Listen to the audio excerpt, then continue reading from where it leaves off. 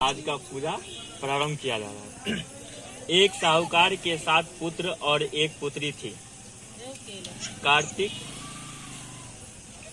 कार्तिक कृष्ण चतुर्थी के दिन साहूकार की पत्नी उसकी सभी बहुओं एवं कन्या के संयुक्त रूप से व्रत का अनुष्ठान किया। सभी लोग ने एक साथ सैंकलांग में गणेश पूजन किया। पूजन के पश्चात साहूकार के सभी पुत्र भोजन करने बैठे। भोजन करते समय साहूकार के पुत्रों ने अपनी बहनों से भी भोजन करने का आग्रह किया। बहन ने उत्तर दिया, तुम सभी लोग भोजन कर लो, मैं चंद्र उदय होने के पश्चात अर्घ्य देने के बाद ही भोजन करूंगी। बहन की बात सुनकर भाइयों ने कुछ दूरी पर मैदान में अग्नि जला दी और उस अग्नि के प्रकाश के छलने में उसे दिखाकर कहा, बहनों देखो सामने चंद्रमा निकल आया। ठीक, अब तुम भी भोजन कर लो। भाई की बात सुनकर उस कन्या ने अपनी भाभियों से भी यही बात दोहराई। उसकी भाभी इस कपटपूर्ण बात को जानती थी।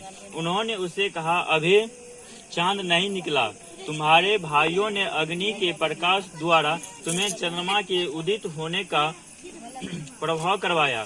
परंतु अपनी भाभी की बात पर उस कन्या ने कोई ध्यान न देकर अर्घ दे डाला और उसके बाद भोजन भी कर लिया।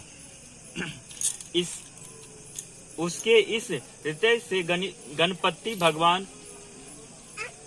अदृष्ट रूठ हो गए, यानी जिसके फलस्वरूप उस कथा का पति भयानक रोग से ग्रस्त हो गया। उसका पति भयानक रोग से ग्रस्त हो गया। चिकित्सा आदि करवाने में वंचित धन नष्ट हो गया और वह अत्यधिक शोकुल होकर कष्ट भोगने लगी। कष्ट भोगने के बाद जब उसे अपनी भूल का ज्ञान हुआ तो वह मन में पश्चाताप करने लगी। उससे अपनी भूल के लिए गणेश जी से क्षमा याचना की और व्रत के पुनः भक्ति पूर्वक पूरा किया। इसकी आराधना से गणेश जी प्रसन्न हो गए और सभी कष्टों का निवारण कर उसे धन से पूर्ण कर दिया। इस व्रत को जो प्राणी विधि पूर्वक संपन्न कर लेता है उसकी सभी आशाएं पूरी हो जाती है। इस प्रकार कथा श्रवण ने पश्चात चंद्र उदय होने के पश्चात चंद्र देव को अर्घ्य प्रदान कर चाहिए। अर्घ्य के में जल, पुष्प, अक्षत, चंदन एवं रीति फल को देना चाहिए। घी का दीपक जलाकर चंद्र देव को दिखाना चाहिए। अर्घ्य दान काल एवं ओम चंद्र नमः इस मंत्र का उच्चारण भी करते रहना चाहिए। ओम चंद्र नमः का उच्चारण करते भी रहना चाहिए। इसके अंतर्गत 4 बार परिक्रम का चंद्र देव को पदार्थ आपत्ति किए गए नैवेद्य आदि को ब्राह्मणों को दान कर देना चाहिए। इस प्रकार भक्ति भाव से जो लोग इस चतुर्थी व्रत को करते हैं उनकी सभी कामनाएं पूर्ण हो जाती है। विशेष सभी गणेश चतुर्थी में पूजा करने का विधान है। करक चतुर्थी के अतिरिक्त सभी चतुर्थी में नैवेद्य के रूप में लड्डू का ग्रहण करना चाहिए। गणेश जी को मोदक विशेष रूप से प्रिय है।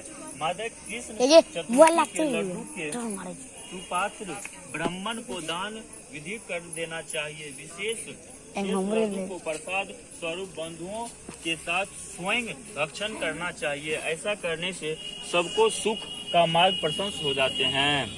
करवा चतुर्थी, करवा चौथ की विधि किसी भी व्रत की पूर्णता पर ही ध्यान करना चाहिए। व्रत की तिथि पर ही सुनिश्चित किया जाता है। जिस वर्ष में उर्धपान करना हो उस वर्ष की कार्तिक कृष्ण चतुर्थी के दिन व्रत समाप्त होने के पश्चात एक थाली में कुमकुम से रंजित कर 4 की संख्या में चूड़ी और उस पर शक्कर रखकर 13 स्थानों पर लगा दें और उस पर एक नई साड़ी, ब्लाउज, दक्षिणा आदि रखकर अपनी सास को समर्पित कर दे। जिस सास न हो उन्होंने चाहिए कि वे किसी भी साधना ब्राह्मण को दान कर दे, यानी जिसके पास सास नहीं होता दूसरे को भी दान कर सकता है। व्यक्ति 13 ब्राह्मणों को भोजन करवाए और 13 ब्राह्मणों को भोजन करवाए, उन्हें द्रव्य दक्षिणा से संतुष्ट कर दे और सभी को दक्षिणा से संतुष्ट कर दे। संपूर्ण कृत प्रतिविधि कर लेने के अंतर्गत ही स्वयं अन्न ग्रहण करें, यानी कि सबका प्रसाद वितरण करने के बाद ही स्वयं अपना भोजन करते हैं। ऐसा करने से उसका स्वभाव अच्छा बन जाता है, ऐसा करने से उसका स्वभाव अच्छा हो जाता है। इस व्रत कार्तिक मास की कृष्ण पक्ष की अष्टमी के दिन किया जाता है, यानी कि ई पर्व है कार्तिक मास के कृष्ण पक्ष के 8वीं के दिन करल जाए छे। इस व्रत को आयुर्वेद प्राप्ति एवं दीर्घ जीवित संतान होने के लिए निर्मित किया जाता है।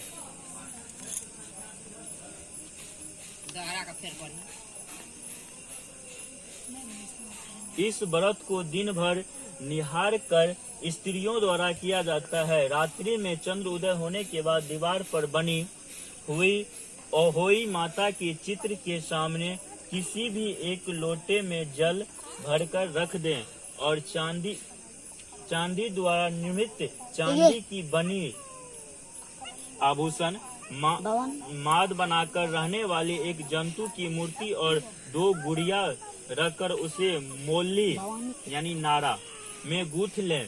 पश्चात रोली अक्ष से उनकी पूजा करें। पूजा करने के बाद दूध, भात, हलवा आदि का उन्हें समर्पित करें।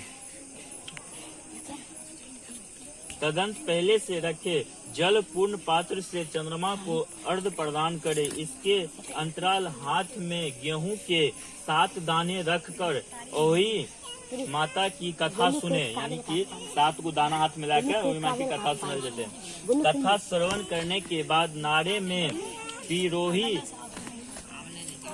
गई और ओही माता के गले में पहन ले अर्पित करते गए वेदिक को ब्राह्मण को दान कर दें।